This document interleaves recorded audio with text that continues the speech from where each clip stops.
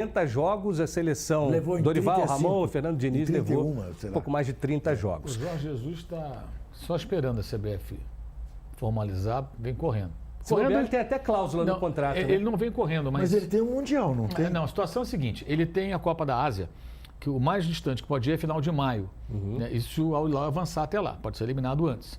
O campeonato já perdeu, ele está em segundo. O Hilal está no Mundial também. Está no Mundial. Tá. Copa do O Mundo Mundial, de Clubes. pelo que eu apurei, que não é o grande problema. Tá? Que isso ele pode conseguir uma negociação, uma rescisão. Até porque os sauditas, estava falando com a pessoa hoje, estava falando sobre isso, alguém que está acostumado a lidar com os sauditas. Então, se eles souberem que ele vai embora, os próprios sauditas são capazes de falar Vão tomar o passaporte dele. vai embora logo, rescinde isso aqui, vamos acertar essas contas, não quero você aqui, você não vai ficar, eu vou pensar lá na frente. E ele está louco, está esperando, ele vê todos os jogos do Brasil. Ele assiste todos os jogos, ele está só esperando convidar. Eu acho que é o cara certo. E a favor do Jesus, se a gente olhar o tempo que ele levou para conseguir fazer impacto no time do Flamengo, foi muito rápido. Ele tomou uma porrada ali do Bahia, caiu para o Atlético Paranaense, mas em pouco tempo a evolução tática que o Flamengo apresentou foi um negócio absurdo. Ele poderia se apresentar, em tese, se ele conseguir a rescisão, no máximo começo de junho, ou seja, antes da data FIFA. Então daria tempo dele chegar, ser apresentado, ele vai estar observando os jogos, fazer a convocação. O ambiente ele conhece. Ele conhece todos os jogadores, ele acompanha tudo, ele sabe tudo. Se bobear, ele faz uma lista de cabeça agora, assim, se ele tivesse que fazer. Faz uma lista agora, tenho certeza que ele faria. E assim, eu acho que o mais importante, isso que eu acho que é o fundamental, valeria para o Ancelotti, valeria para um Mourinho da vida, se fosse... Tem que ter um técnico que olhe o jogador de baixo para cima, não de cima para baixo, não de baixo para cima.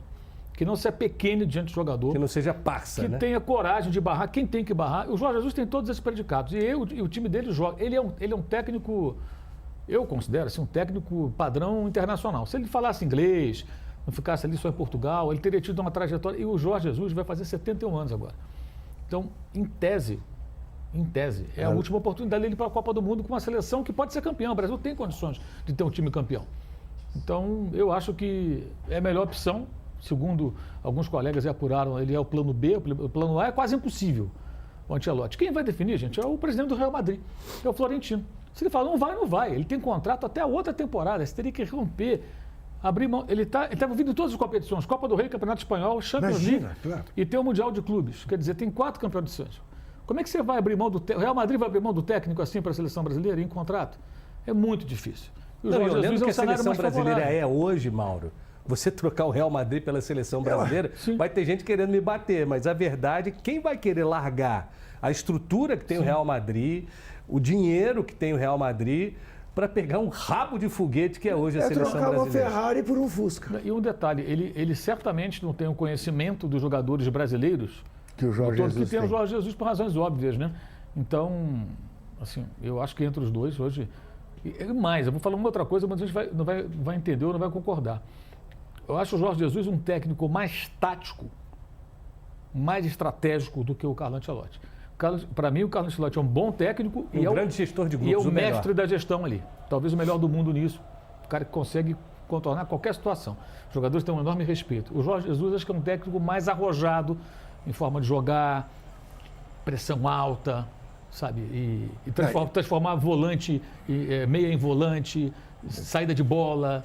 Você pode reparar, o time do Ancelotti muitas vezes foi campeão assim, 2 vezes aí de Champions agora. É exatamente time muito isso. mais reativo, saber sofrer, como falam aqui no Brasil. O Jorge Jesus é muito mais brasileiro que o Ancelotti. É isso. A filosofia dele, É acho isso. que combina mais. Ô, Juca, e outra coisa, em relação ao Jesus e ao Ancelotti, o Jesus é um cara que eu acho que ele tem esse tesão de vir dirigir a seleção brasileira, já falou sobre isso outras vezes. Sim. Só que tem um detalhe aí que eu queria saber o que você pensa em relação a alguém que pode ser o fiel da balança nessa vinda O ou não. Neymar? Neymar, exatamente. Pois é, mas então só essa que falta. Porque ele deu aquela declaração tão verdadeira, mas tão verdadeira, que o Neymar voltou e está na situação em que está. Não vai estrear com o Santos no Campeonato Brasileiro. O que disse Jorge Jesus? Ele não está em condições de acompanhar o desempenho dos seus colegas. E os jogos do Neymar no Campeonato Paulista mostraram que o Jesus tinha absoluta razão. Agora, se isso feriu o menino Neymar, problema do menino Neymar. Se o senhor Edinaldo, que só não está com a corda no pescoço porque é um cínico. Faz questão de ter um Neymar? Ora, então, aí sim, seria um problema. Mantém o Dorival, então. Né? Fica com o Dorival. O Dorival falou que ia montar o time em função do Neymar. Né? Chama o Tite de volta. Chama o Tite. Olha, eu não posso dar spoiler. Vou ser demitido do UOL por dizer o que eu vou dizer agora. Estamos aprontando um podcast chamado Neymar, com revelações do repórter Pedro Lopes, estarrecedoras. De histórias do Neymar na seleção brasileira. Como diria Silvio Santos, aguardem. Aguardem. Eu sabia que eu não ia aguentar. Corinthians escalado. Vamos dar uma olhada para você que está chegando agora e não viu também quando o trepidante Mauro César Pereira trouxe a escalação. Timão vai de Hugo Souza, Mateuzinho, Félix Torres, Gustavo Henrique e Anrileri. José Martínez, Ranielli, Carrillo e Garro, Memphis Depay e Yuri Alberto. Esse é o time do Ramon Dias, que hoje pode conquistar o seu primeiro título no futebol brasileiro, hein, Maurão? Ele que já ganhou Libertadores com River, Supercopa, 6 títulos argentinos com River, 1 com São Lourenço, mas aqui no Brasil pegou o Vasco no momento ruim. E no Corinthians, ele foi o responsável por aquela arrancada que levou o Corinthians à Libertadores, mas depois acabou também amargando essa eliminação para o Barcelona que ninguém esperava. Tivesse não ter chegado tão longe. Melhor teria sido vencer um dos 2 mata-mata que ele perdeu, né? A Copa do Brasil e a Copa Sul-Americana. Vencesse um deles, não precisaria dessa arrancada. Só ficar ali livre do rebaixamento, estaria na fase de grupos da Libertadores da América. Eu acho o trabalho do Ramon Dias um trabalho muito aquém, embora possa ser campeão paulista daqui a pouco. É pouco que ele tem feito, acho eu, pelo elenco que possui. E assim, ele é um técnico que já teve o seu auge, né? Ele já teve o seu auge. Quando ele estava no Al Hilal, ele montou um time super competitivo, ganhou tudo por lá. Sim, mas aqui no Brasil, tanto no Vasco quanto no Corinthians, são trabalhos, acho que comuns. Trabalhos não muito diferentes do que alguns técnicos aqui do Brasil, sem ser do primeiro escalão, seriam capazes de fazer. Mas ele, se for campeão hoje contra o Palmeiras, evidentemente vai ganhar mais um fôlego no clube. Se ele perder, amigo, aí vai ser muito difícil. Talvez ele possa pegar um voo. Tem algum voo saindo de madrugada para Ezeiza? Porque não vai dar para ele. Esse Corujão eu não pego, não. Eu pego de 6 da manhã, normalmente. Sim, então, de 6 da manhã, de repente, ele possa pegar. Porque vai Se ele tiver aquele cartãozinho para ficar na sala VIP, né? Certamente ele tem. Aí ele fica ali fazendo uma horinha, toma um vinho, espera. Porque não vai ter condição. Se perder o título, assim, repito, perder o título hoje para o Corinthians é uma desgraça. Para o Ramon Dias, para o presidente do clube, ele não tem camiseta que dê jeito. Esse é um ponto, acho que, para o Palmeiras favorável, assim. Pode ser durante o jogo, se o Palmeiras conseguir adquirir a vantagem do placar. Ele joga uma pressão monstro para cima do seu adversário. E o Corinthians vai ter que saber trabalhar com isso. Se tomar 1-0, vai ter que ter muita calma, não perder o controle, porque a vantagem e a responsabilidade que ela traz por jogar em casa e tudo, isso está com o Corinthians. Tem que saber usar. E o Palmeiras ao contrário, né? Isso significa que o jogo deve ser bem legal, bem emocionante. E seria a primeira volta olímpica do Corinthians, aliás, do Palmeiras, na Neoquímica Arena, se o Palmeiras for campeão, Juca. Não, nunca ninguém deu volta olímpica em Itaquera, a não ser o próprio Corinthians. Será o primeiro clube a dar uma volta olímpica, o primeiro visitante a dar uma volta olímpica em Itaquera.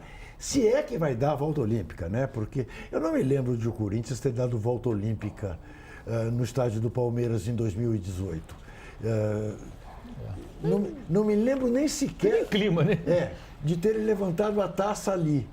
Não me lembro. Porque isso é o que dá a estupidez da torcida única, né? Você não tem com quem comemorar. Sim. Né? E 2018 foi muito doido, né? Parece provocação. Né? Quis ver aqui dar volta. Já ganhou, que vai dar a volta olímpica aqui? Que a volta olímpica é para você justamente saudar o seu torcedor. Todo o público, né? Exatamente. Você não tem público a seu favor. Aconteceu uma ótima no Campeonato Peruano, tem mais ou menos uns 2 anos. O Alianza Lima era hegemônico, o Universitário não ganhava 10 anos, aí o Universitário foi campeão na casa do Alianza. Sabe o que a Alianza fez? Apagou a luz. É isso. Apagou a luz do estádio. Aqui teve outra coisa, lá em Belo Horizonte, foi o volume máximo do sistema de som. Né? Contra o Flamengo na Copa do Brasil, não é isso? É isso mesmo, o Atlético Mineiro. E tem o famoso caso da decisão Bangu e Flamengo, né? Que o Almir Pernambuquinho não deixou o jogo acabar. O Almir Pernambuquinho, que depois brilhou no Santos, jogou no Corinthians também. Anunciou, não vai ter volta olímpica no Maracanã. Todo mundo ali entendeu o que ele estava querendo dizer. O Flamengo vai ser campeão. não foi. O Bangu seria. E acabou Mas sendo. no livro ele faz várias afirmações, né? Isso. Com relação ao goleiro do Flamengo, Disse que estava na gaveta. estava na gaveta, isso. com relação ao árbitro. O Carlos Alberto, pão direito, estava machucado, não tinha substituição. Ele afirma que os jogadores do Bangu deram um pontapé no começo para ele ficar só fazendo número. Isso. E aí ele amadurece, digamos assim, a Não ideia. vai ter volta olímpica, que fez uma maior confusão. Todo mundo Uma das expulso. maiores brigas da história do Maracanã. Para você Todo que mundo gosta expulso. de literatura esportiva, vai procurar no Sebo aí Eu e o Futebol, depoimento de Almir Pernambucano.